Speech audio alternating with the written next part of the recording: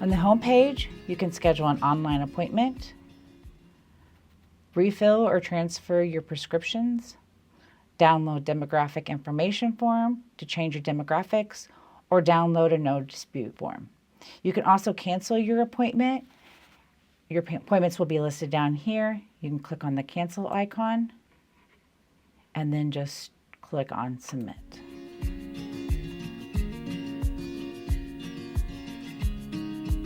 To schedule an online appointment, you will click on the appointments icon.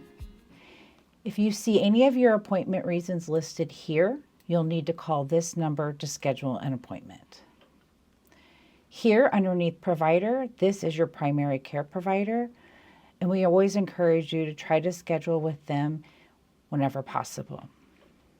Under locations, you'll pick the location of your primary care provider, then you'll click on submit. You'll list your phone number and a reason for your visit.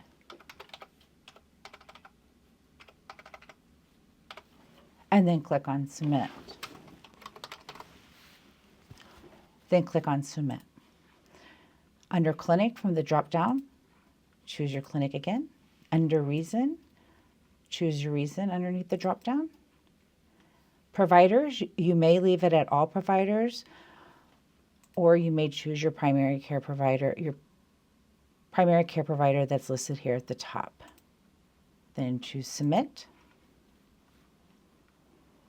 If there is no appointments available for this provider, then you can click on refine to go back to see if there's one for all providers, or you can click on the next available appointment at 3/21/2024 and then click on the time. And then once you're done, your appointment's been saved and you can view your appointment by clicking here.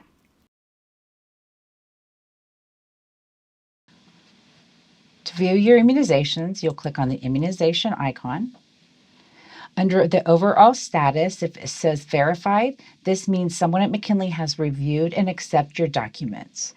If it says not verified, this means someone at McKinley has not looked at your uploaded documents, and you should allow 24 to 48 hours for your documents to be reviewed. To view your immunizations that have been either given at McKinley, been submitted by iCare, or been submitted by you, you can click on the print icon, and those list of immunizations will be here.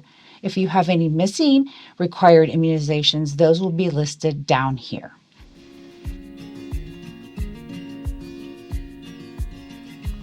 Under the upload icon, you want to prepare your documents, including your name, university ID number, and date of birth. Your file size should be no larger than 4 megabytes, low resolution, file name 20 characters or less, and no special characters. For example, money sign, explanation mark, etc.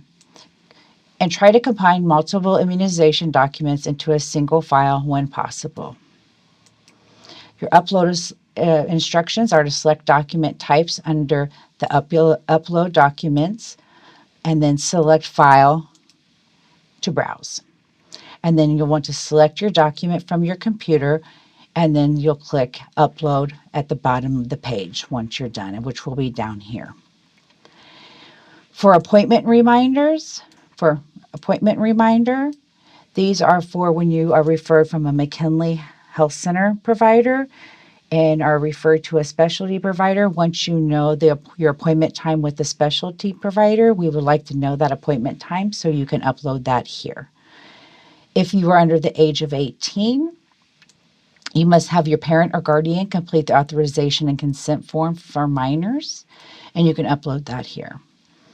If you would like a copy of your medical records, you can go to the McKinley Health Center website, and underneath the forms, you can complete that there and then upload it here. Your COVID-19 vaccine booster card can be uploaded here. It is not required. If you have a demographic change request form, you can upload it here. If you have a dispute no-show form, you can upload it here. Your immunization forms can be uploaded here. If you have a lab or x-ray order from a non-McKinley provider that you want to have done at McKinley, you can upload that here. Documents that you already have on file will be listed here.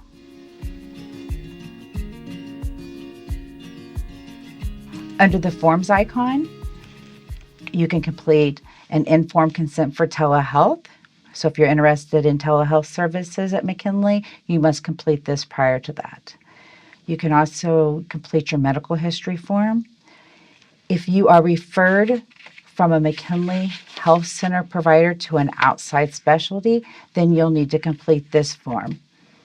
If you're an international student, then underneath McKinley Health Center forms will also be a TB screening form that must be completed by all international students.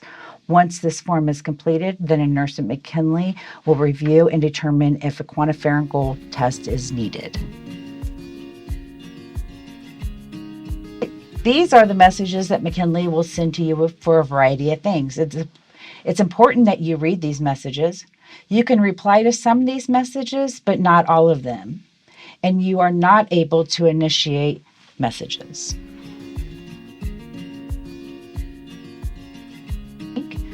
Education icon. My documents. These documents are the documents the clinic has provided for you, such as handouts. So if your provider said that they sent you a handout during your visit, this is where you will locate it. COVID-19 related information. These are links to websites regarding COVID-19 facts. Informational links, links to a variety of websites. Lab icon, take one.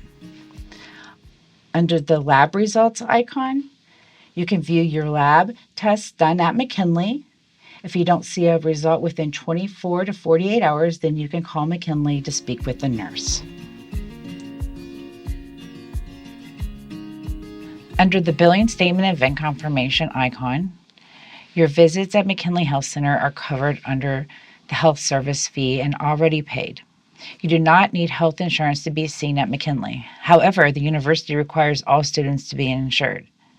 If you get an immunization that is not covered or a premium prescription that charges more, you would file this with your insurance provider. Here are the health instructions for your reimbursement. Select visit date and print.